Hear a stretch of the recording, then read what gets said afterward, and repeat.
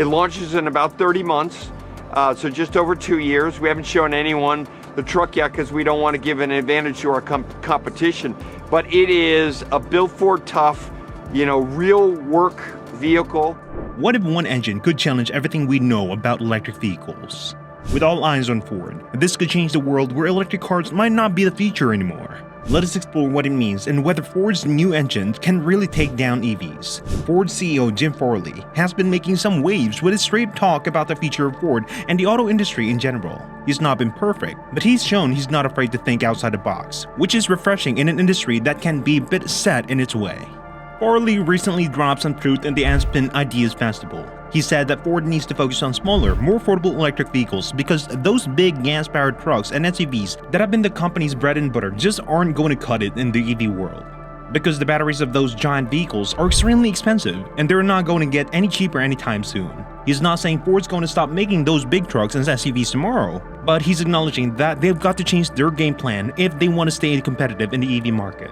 Now, you might be thinking, but Ford makes a ton of money off those big trucks, and you're right. But Farley's looking at the bigger picture. He sees Chinese automakers on the horizon, ready to pounce with their EVs. If Ford can't make profitable EVs in the next 5 years, they're going to be in big trouble. They'll be stuck in North America while the rest of the world moves on. It's a scary thought, but it's a reality they're facing. What's really interesting is that what Farley said about our love for big vehicles. He said we need to get back in love with smaller cars. Now, that might sound wild coming from the CEO of a company that's known for its big trucks, but he's got a point. Smaller vehicles are better for the environment, and they're a key part of making EVs more mainstream. I have no problem being opportunistic when it comes to advantaging my customers. And EV adoption really does come down to when we go into the mainstream, charging infrastructure when you're on a road trip. But it's going to be a tough sell for a company that's been all about big trucks and SUVs for so long.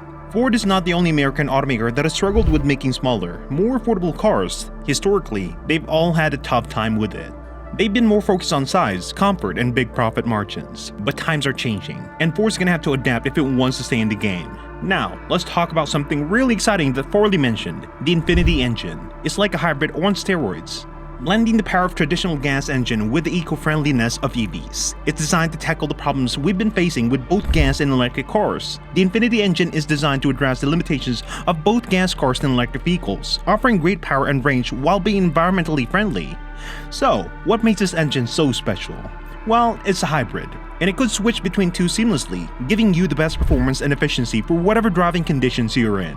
It's like having a tiny genius in your engine, always making sure you're getting the most bang for your buck. The Infiniti engine also uses some really advanced techniques to make sure it's burning fuel as cleanly and efficiently as possible. We're talking precise fuel injection, smart turbocharging, and a perfectly designed combustion chamber. And they've managed to make the engine lighter without sacrificing strength. They've used these lightweight, high-strength materials that not only make the engine more fuel efficient, but also more durable. It's like putting your engine on a diet and workout plan, making it lean and mean. But that's not all. The Infiniti engine also uses something called regenerative braking. Do you know how EVs can capture and store energy when you brake? This engine does that too. It's like having a little energy saving in your car, storing away power for when you need it. The engine is also really smart. It's got all these advanced sensors and an AI-driven management system that can adapt to different driving conditions in real time. Whether you're cruising downtown or speeding down the highway, this engine is always optimizing its performance. It's like having a personal pit crew constantly tuning your car. One of the coolest things about the Infiniti engine is its potential to help the environment. This can run on a bunch of different fuels, not just gasoline. We're talking hydrogen, biofuels, and even synthetic fuels made from renewable sources. This adaptability is crucial, especially as we're trying to move away from fossil fuels. Take hydrogen for instance. When it's burned, it only produces water vapor. How cool is that? No nasty emissions, just pure clean water. This makes Ford's new patented turbocharged hydrogen engine. Unlike typical hydrogen cars, Ford's engine burns hydrogen directly, like a regular gas engine, but way more efficient. With turbocharging, it can deliver up to 15% more power than a similar gasoline engine.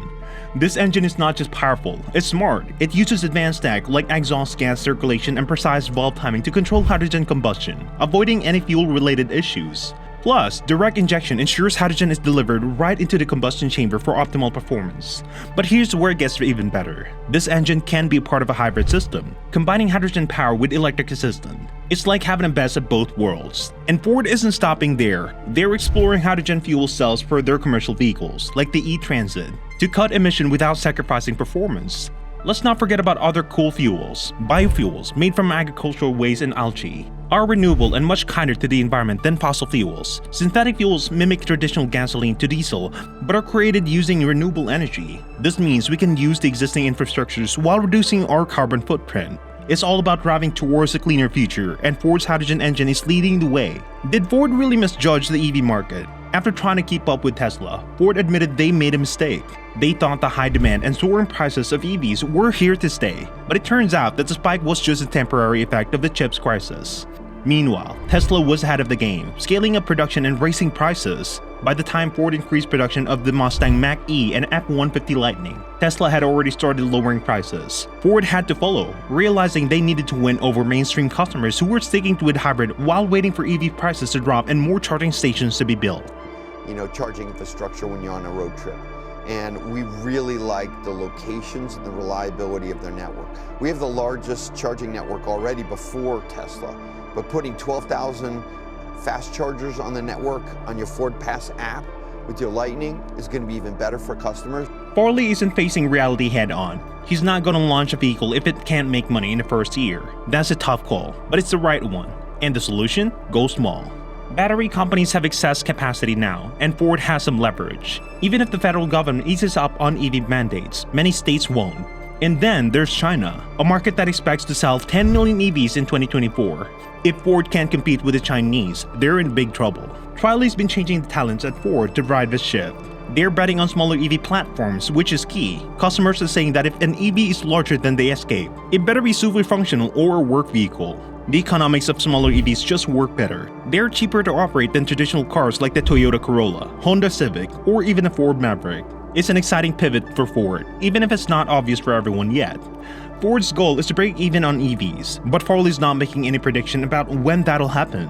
He's been in the prediction business before, and it didn't turn out so great. He's more about setting non-negotiable goals now. Like, we're going to allocate capital to a new affordable electric vehicle, and you have to make money in the first 12 months. No more BS roadmaps, just real plans. But here's the thing. Ford has a long road ahead of them. They've got to figure out how to make these smallest, more affordable EVs profitable. They've got to convince us to fall in love with smaller cars again. And they've got to do all this while competing with other automakers who are already ahead of the game. It's not going to be easy, but if anyone can do it, it's a company like Ford. They've been around for over a century, and they've shown time and time again that they can adapt and innovate. Farley's not sugarcoating the challenges ahead, and that's a good thing. He's acknowledging the reality of the situation and laying out a vision for the future. It's a future where Ford isn't just a truck company, but a leader in the EV revolution. What do you think? Will Ford's new engine really destroy EVs, or is it just a hype? Let us know in the comments below. Don't forget to hit the like button if you enjoyed this video, share it with your friends, and subscribe to the channel for more updates on all things automotive. And make sure to ring the bell icon so you never miss any notification.